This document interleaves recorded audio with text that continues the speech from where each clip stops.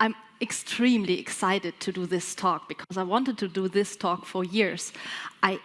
Since years I wanted to do a talk on Pokemons and how you develop Pokemons. And today I can be a Pokemon trainer.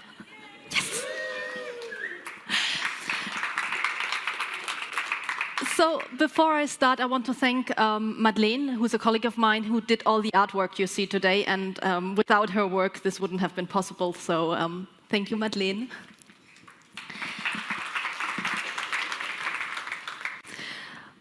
What will I show you today? I will show you how to develop Pokemons.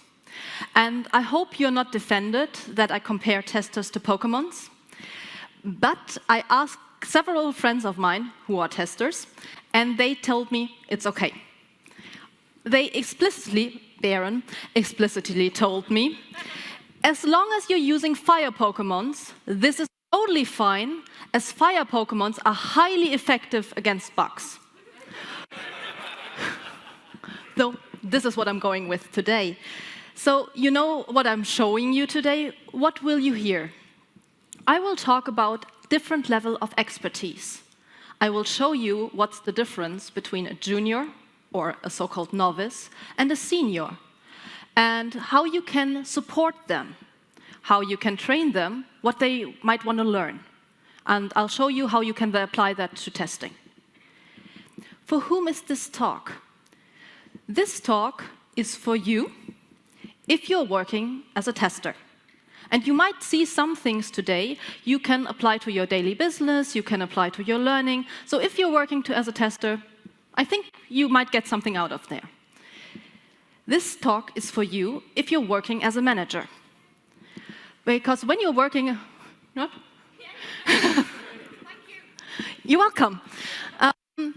If you're working as a manager and you see all these wonderful people around you and you want to support them, and perhaps there's something in there, how you can train them, how they might learn, these kind of things. And this talk is for you if you're working as a trainer, because it shows you how the different level might work and how you can support the trainees you have in your classroom. So, we will start. Or we won't. Go away.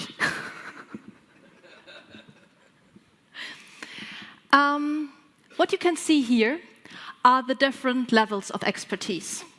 So we start with a Charmander as a novice, and we go, thank you.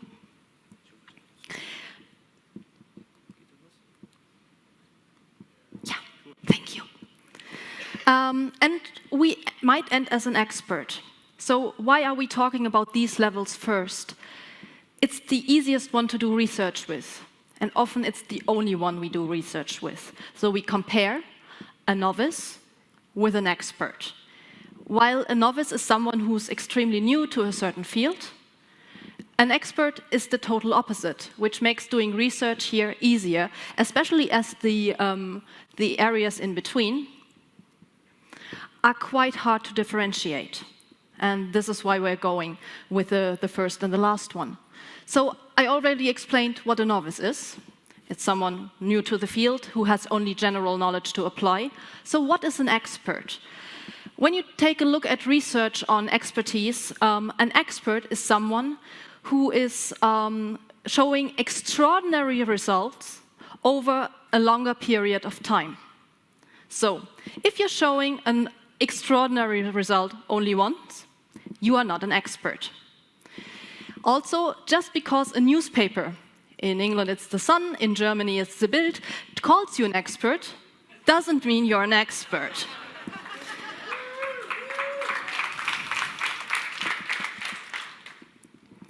So being an expert takes a lot of time. So becoming an expert takes you 10 years, at least, by 4 hours of training daily. We heard this morning with Art why it's only 4 hours a day, because our brain most of the time can't process more of these high demanding information. Because it's quite hard to become an expert. And the way we need to train for that is what we call deliberate practice. Deliberate practice means that you're always trying to find a more demanding task. So it's always a little bit harder. Who of you played Super Mario? Wonderful. Perhaps some people played Zelda or Prince of Persia. I liked that very much when I was younger. Yes! There you can see what deliberate practice actually is. At the beginning, you're just running a little bit around, then you start jumping, and then the levels get a little bit higher, then you have to bridge it back up, something like that. And basically, this is deliberate practice. In order to defeat Bowser at the end, you have to master all the different skills in between, and they are always a little bit harder than the last one. So this is what we define as a demanding task. Unfortunately, in real-life situations, which are not designed by extremely well-trained game designers, this is quite hard, and we have a lot of problems training people that way. So don't be surprised if you never see something like Super Mario in real life. I know that. So this is what deliberate practice means, and therefore it's very difficult to achieve expertise. It takes a long time, and it's difficult in itself, because you have to train a certain way. Therefore, for a lot of us, expertise is not, to be an expert is not the goal. Most of us just want to do their job. And when you see all the experts in TV and the newspapers, you think, oh, I have to be an expert as well. But based on the definition I just gave, this is not the goal. It's just, sometimes it's totally okay to be in between, not to be an expert, but just doing your job on a daily basis. And that doesn't mean you have to be an expert in a certain field.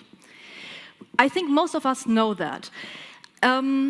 I think a lot of people, or some people in that room, might be in an age where they have an experience of driving for more than 10 years.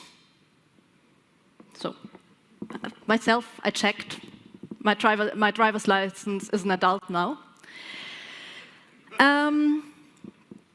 So, I have the 10 years of practice, but I can assure you, I am not an expert. Because I am not doing the demanding task. I am not always challenging myself to drive a little bit more safety or more faster, hit the brake at the right time. And most of us aren't. So even my colleagues, and don't tell them, they might be very, very disappointed to hear that, they are not an expert in driving. Please don't tell Michael. Why is that? Because most of the time, if we are stepping into a car, we just want to go from place A to place B. And this is our goal. It's not that we want to be the best driver in that place. And that brings us to the next aspect. You're too close.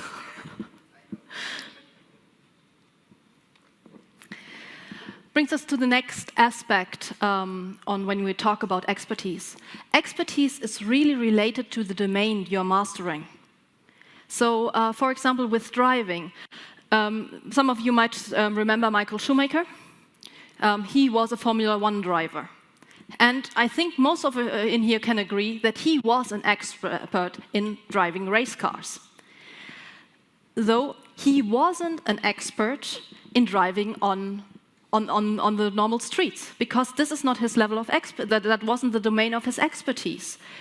So domains are quite specific. And even though we are always talking about testers, the domain of testing differentiated over the last couple of years.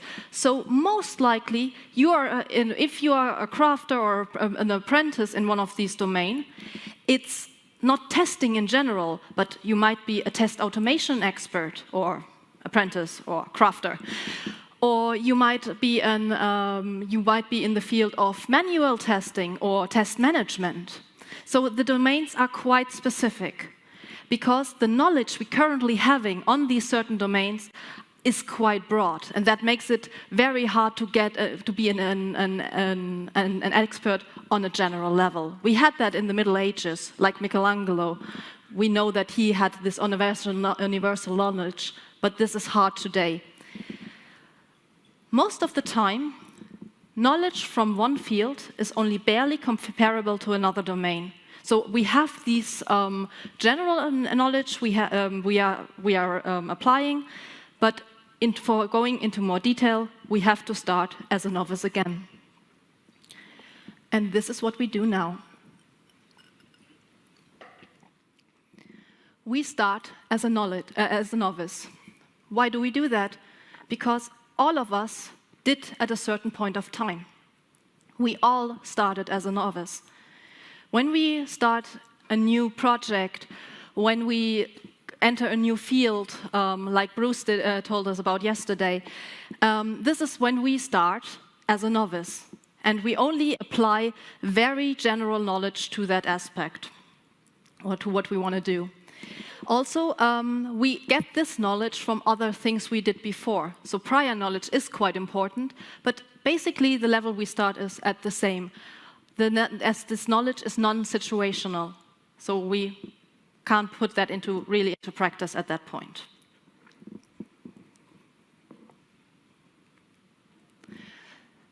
So how can we support novices?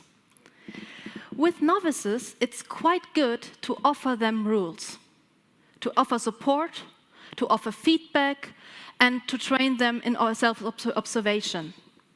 But offering more help and more guidelines is a good thing.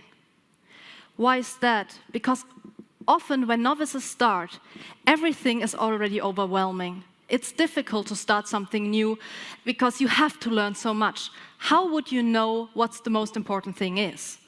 And having someone on your side to show you, that doesn't have to be the company's expert or the person who knows most. Just having someone with you showing, hey, this is going to work or not, this is quite helpful for a novice.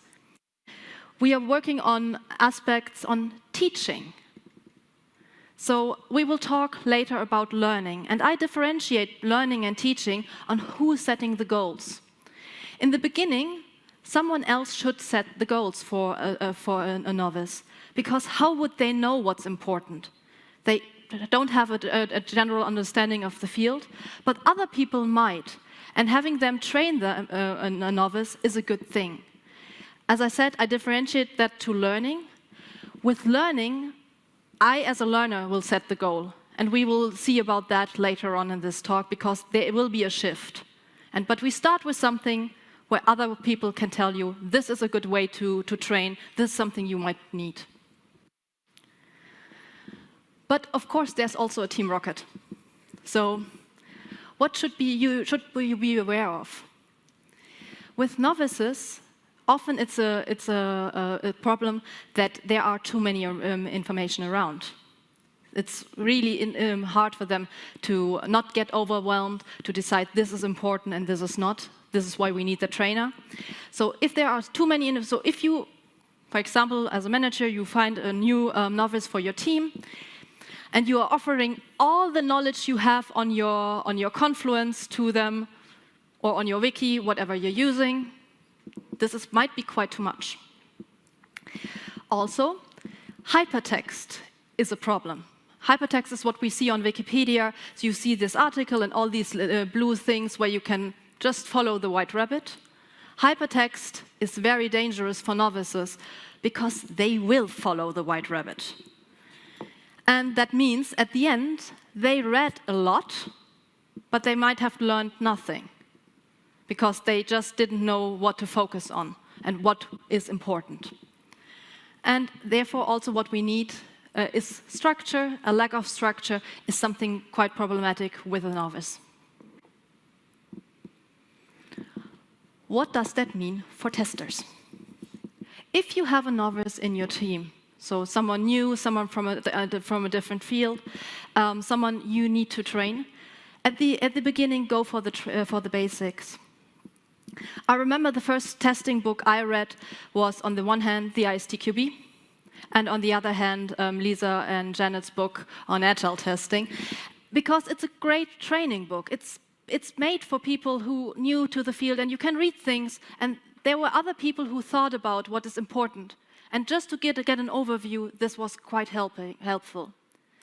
Also, it might be a good thing for you to join a course, an online course. It doesn't mean you have to do a certificate on it, but just joining it, having someone else telling you, oh, you might need this or you might that, this is a good thing. Just to get a general understanding about what in our case, testing is all about. Also, joining courses might be a good thing to help, to look for help and get feedback. So having someone in the beginning, in the front of the room, who can tell you, oh, I've done that before, this was a mistake, is something useful.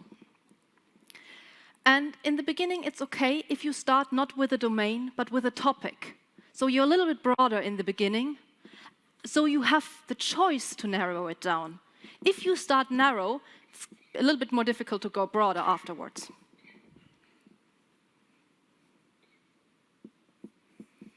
And over time, and this will actually take a couple of months, sometimes even more. So it's a little bit hard to detect how much time exactly, because it depends on a lot of variables. You will become an apprentice. Because why does it take so much time? Because you need a considerable amount of experience. This is what Dreyfus and Dreyfus said in their article about these different levels of expertise. And this article is from the 70s, but it's still quite important for the field of how you train different different levels of expertise. You need this knowledge to cope with real-life situations, So in the beginning, you are reading, and then you try to apply that knowledge. If you only stay with the reading, you won't be connected enough to real-life situations to overcome this point of being a novice. The knowledge you have is getting more and more situational. And with that, you get more and more understanding of the environment you are working with and what you're doing here. How can we support an apprentice? I talked about the difference of teaching and learning, and especially the goals. In the beginning, it's a good thing that a teacher sets a goal for you, either virtually or with a book or whatever you prefer to do. But at a certain point, when you start becoming an apprentice, it's a good thing that you choose your own learning goals. That you can say, oh, I want to learn this and I want to learn that. Just perhaps at the beginning, just for the fun of it. But you see that you can choose what you want in order to improve your learning. At that point, you also start fading additional guidelines. And this is important because I think those of you who work with children or have children, you might have seen, at the beginning they ride a bicycle and you add training wheels just to keep them safe.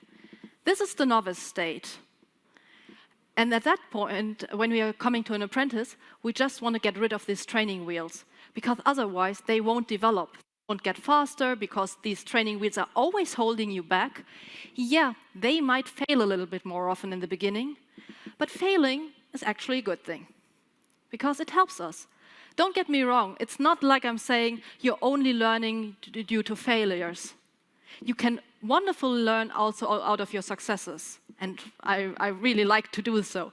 But it's a good thing that sometimes we fall down, we stand back up, we do a retrospective in some kind, and this is what brings you here. But in order to fail, you need to get rid of these guidelines. And this might also be the point where you choose your domain. So while the topic was more broad, perhaps you'll find something which is really for you, and you go deeper that path. And here's this Team Rocket again.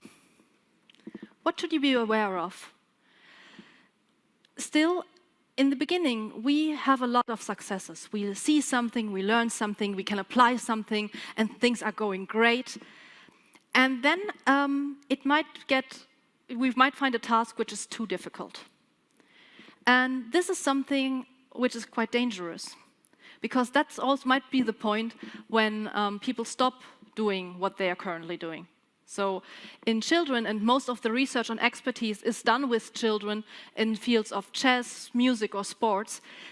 This is often a place where they hit puberty, and they are not following this path of expertise.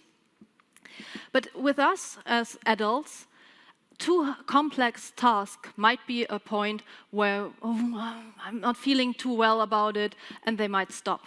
So we talked about this deliberate practice. Choosing the next step is quite important here. So also here, you see, some help is needed by a trainer. It's not as much as with a novice, but it's needed.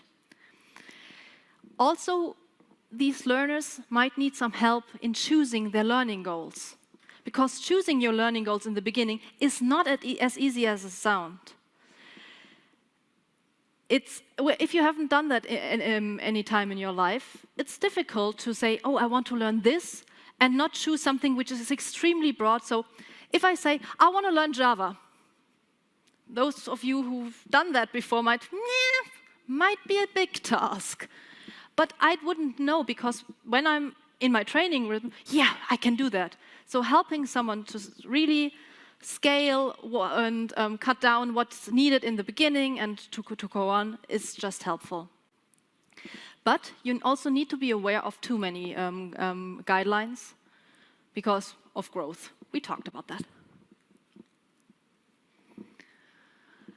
What does that mean for you as a tester?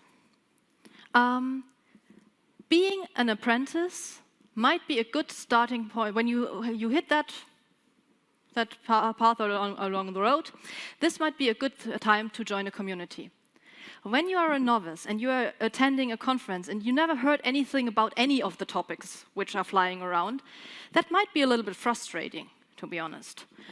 So when you are already a couple of weeks in this field, you might have picked up on the most important aspects. So there are different forms of testing, and you might have heard about traditional testing, test automation, test management, and that you need that to apply in different situations.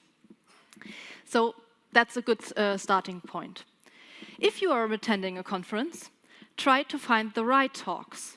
Because many conferences tell you, oh, this might be a talk for an expert, or it's always a good thing to attend a keynote. As keynote speaker, try to address the whole audience. So there should be something in there for novices as well as experts.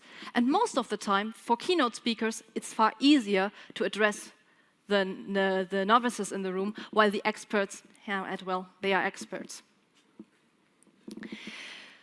Go for more specific literature or whatever you want, but choose also in the kind of medium you choose for learning.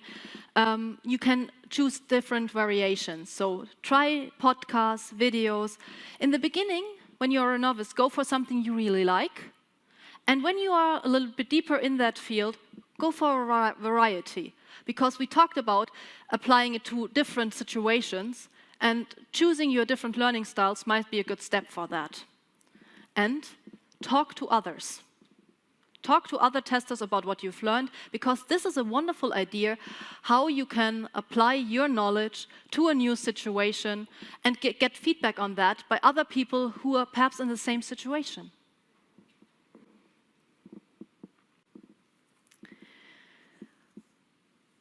So now, and this might take years, most likely it will take years to go to be a crafter.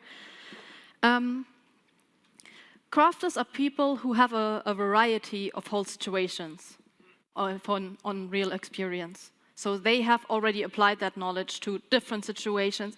And that's not as easy as it might sound. Because when we are working, often the situations we are working in are quite the same. So really applying that knowledge to a different situation, it's getting harder and harder after a while, because we are doing a job someone is paying us for, and this involves different steps, which are often a little bit similar. Also, at this point, you have so much experience in your own learning style that all the learning you do and all the learning goals you're setting are really applying a certain goal. While in the beginning, it's just, I want to know this, I want to know that, just go all over the place. And when you are starting being a crafter, it's getting more and more very, very goal-orientated. And therefore, helping people train on monitoring as well as setting learning and teaching goals in the beginning is quite helpful to attend this level of expertise. How do we support crafters? So we try to confront them with a variety of teaching as well as learning methods. And we try to confront them with a variety of real-life situations. What does that actually mean? In real life, that often means that people are moving jobs. Because that's the point where they realize, I have learned a lot, and I talked to some of you in the last couple of days who were explaining exactly the same thing. I learned a lot in my company, and I'm very grateful, but it's time to move on. And that might be an indicator of being a crafter, because you realize, yeah, I've learned, but what's new? What can I do more? I want to see something else. And this is, of course, a little bit different depending on what kind of job you're in. So if you're working in a product company, that might be also a little bit faster in your career, while when you're working as a consultant, you're already applying your knowledge to a variety of different situations. It just comes with the job. But the goal is to really see these variety of situations, but also to reflect on them. To see, have I learned something? Is there something new? Why did I do that? What would be more helpful? So, what should be a crafter be aware of in terms of Team Rocket? It's basically staying too long in your comfort zone. So in the beginning, it's a lack of support, then it's too much of the support, and now it's the comfort zone. When you stay in your comfort zone for too long, you won't find demanding tasks which you need in order for deliberate practice and in order to see the next steps. And therefore, it's helpful to find something new. But as I said before, it might not be the goal to be a crafter. That's something we learned when we were children, that we always have to go further. If you love your job and you love your colleagues and basically everything is fine in the way you're doing it, stay there. It's not something you need to do in order to become something you don't want to be. It's more important that you have fun and you like the things you do. This is far more important than getting a label by someone else. And also that means that we are not only one thing. We are also a dad, a mom. We have other things we apply. We teach children at soccer. We help with ballet lessons and so on. So there are so many things we do. It's not the goal to always be an expert and to really go into depth in all the things we do, just as long as we like them. Another thing you should be aware of is not looking for feedback. And this is, in the beginning, people are offering you feedback anyway. Because you are a junior, it's easy to tell, yeah, you could do better here or better there. You might want to think about this or that. But the more experience you get, it's not like people are always telling you, oh, you need feedback on this. So you need to actively ask for this kind of feedback. And, but it helps you grow, and it also shows you, again, a variety of new ideas, and it helps you reflect on what you do. Coming back to you as a tester. Being a crafter might be a wonderful time in your life to start training others.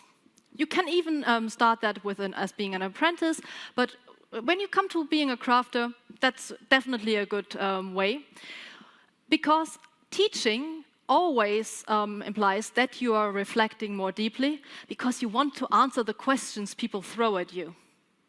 And therefore, you have to see the question from their eyes and try to answer that. It changes your perspective, and this is what being a crafter is all about. I talked about the change of job. Also talking at conferences. Because when you talk at conferences, you are finding perhaps literature which really goes for a certain goal, and you have to not only read one book, but a variety of books to really figure out what you want to say.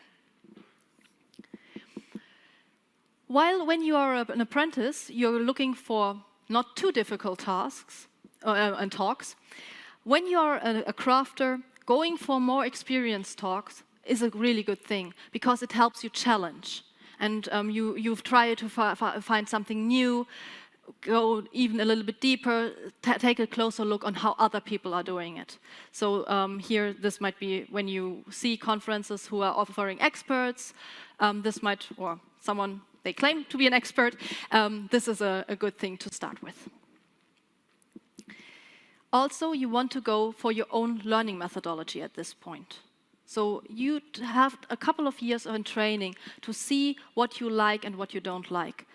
A good thing is that you can have the ability by now to pick and choose, because not all the learning on the learnings on your journey are used by or can be achieved by this using the same methodology.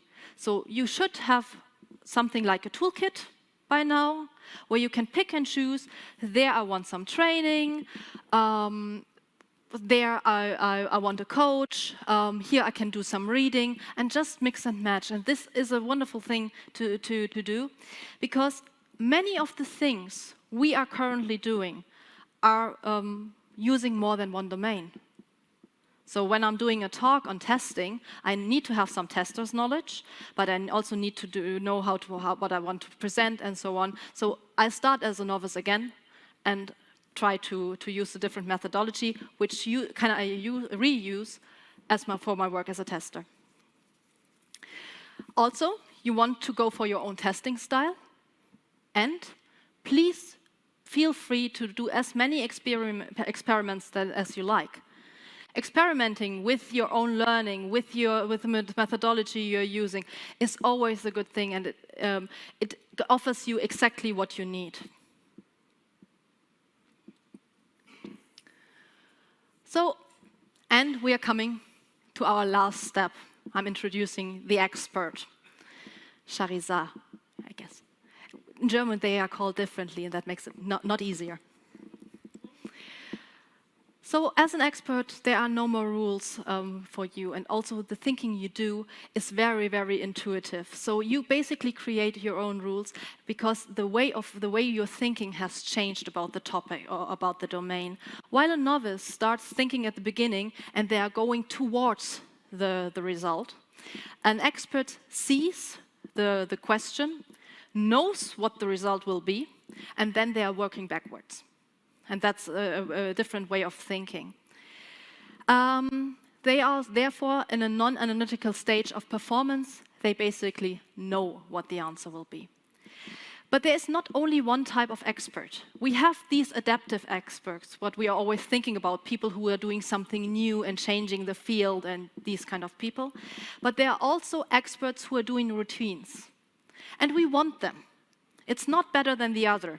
So if I go to a hospital and I have, for example, a brain or heart or knee surgery, I want there to be an expert, but I prefer that to be a routinely expert who has done that task a million of times and just perfected himself or herself in order to do so. It doesn't have to be very experimental at that point. Just don't want to be in the experiment in that one. That's me.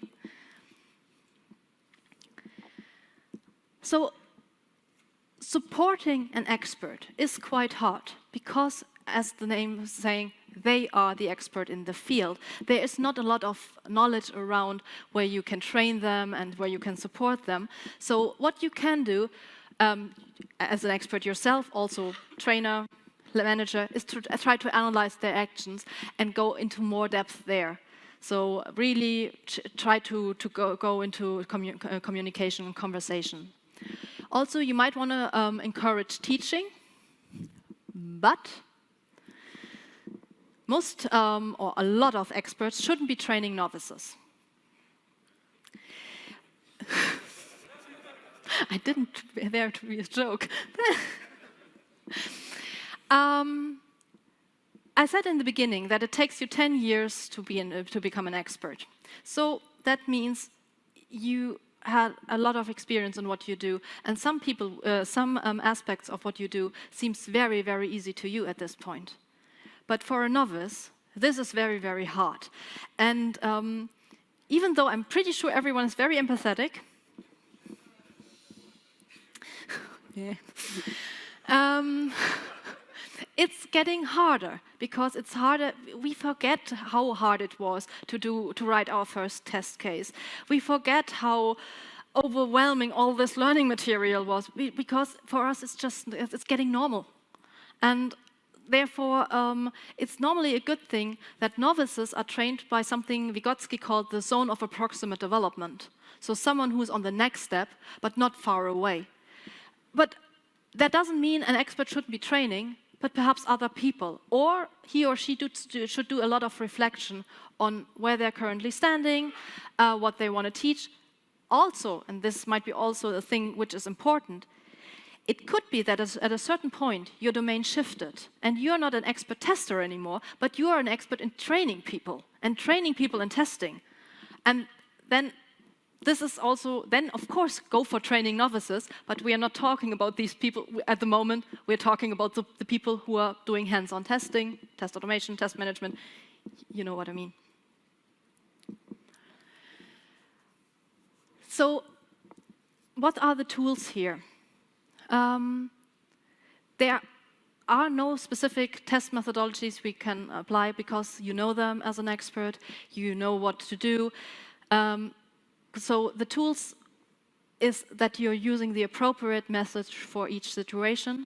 And this also means, it shows why it's often so hard to identify an expert, because how do you know this is the most appropriate tool for a certain action?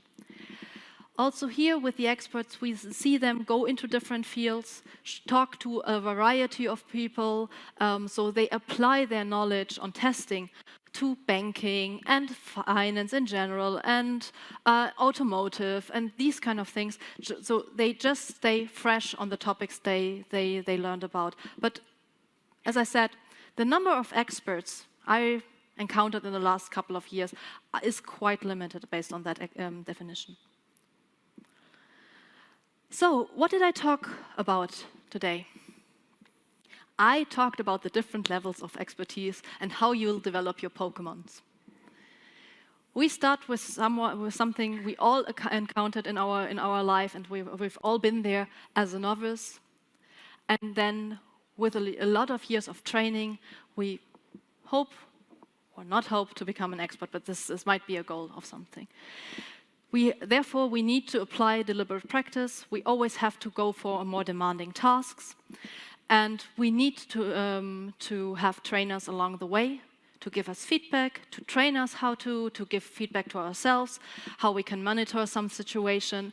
In the beginning, it's easier to train. So there's a variety of excellent learning materials out there, but this amount of learning material is reduced over the years. Because, yeah, as I said, training an expert is quite hard. So what can you take with you from, or what I would hope you can take with you from this keynote? In the beginning, go for the basic. Also, go for trainings, something where someone else is helping you along the way. Because when you see research on deliberate practice, it's always shown that, especially for children, in order to become an expert, they had great trainers and parents along the way. So this is what you're looking for also as a tester. Find someone who might help you out in the beginning, who is offering help, new information, but also feedback. Start with teaching material. go then for your own learning goals. Try to figure out what's good for you, what kind of materials you like, but experiment there. So experimentation is always a good thing in order for you to develop. And reflection is key. So you want to get more information, you want to get some feedback on what you're doing, how you could do better, and there are a lot of people out there who want to help you. This is why you joined these awesome communities, and just to see different perspectives, because this, at the end, is what we need on whatever journey we take. Thank you.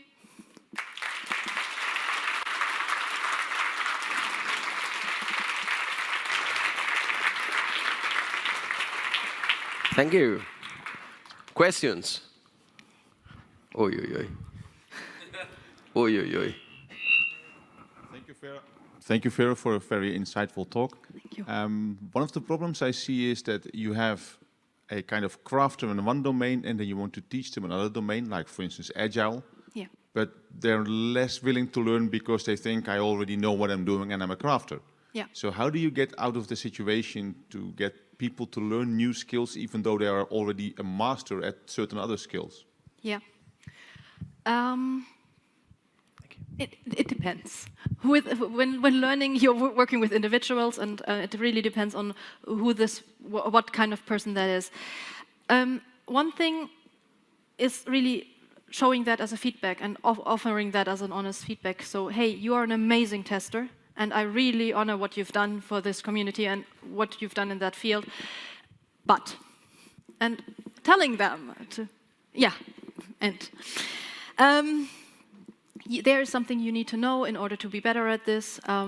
There's a shift, and people actually know that. And the other thing, normally what I'm offering to crafters is that I let them choose their own learning goals, because a lot of these people know that they have a deficit at a certain point. And when they can choose their own learning goal, it's easier for them to accept, hey, I need something here. And I also let them choose what kind of learning they want. So what kind of methodology in learning. So do they want a trainer, or do they want just a mentor who's actually working through stuff with them, and offering them a variety of possibilities which also reflect their status in the other craft or in the other domain, often makes it easier to accept that. Great talk. Thank you.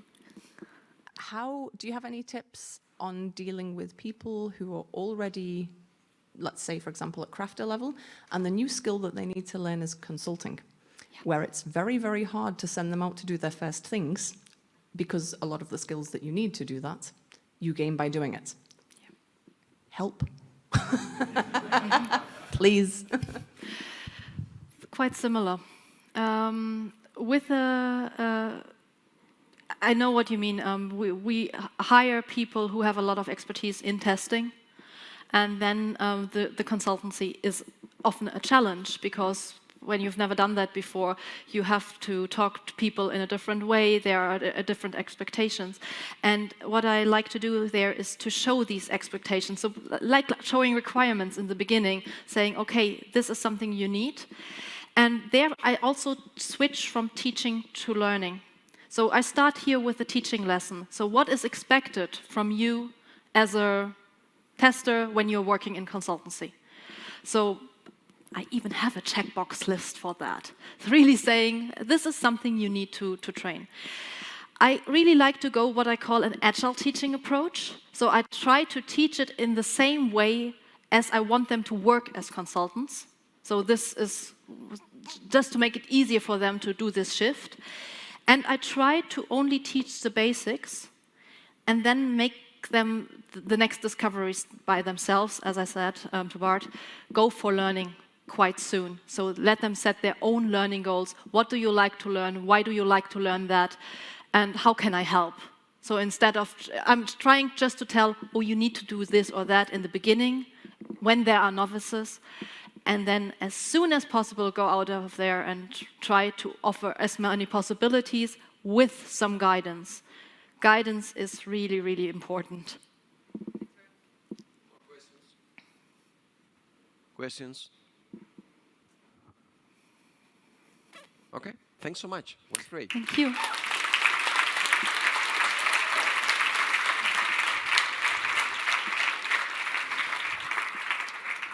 Amazing, amazing. Thanks so much. Thank you. It was very good. Thank you. Thanks so much.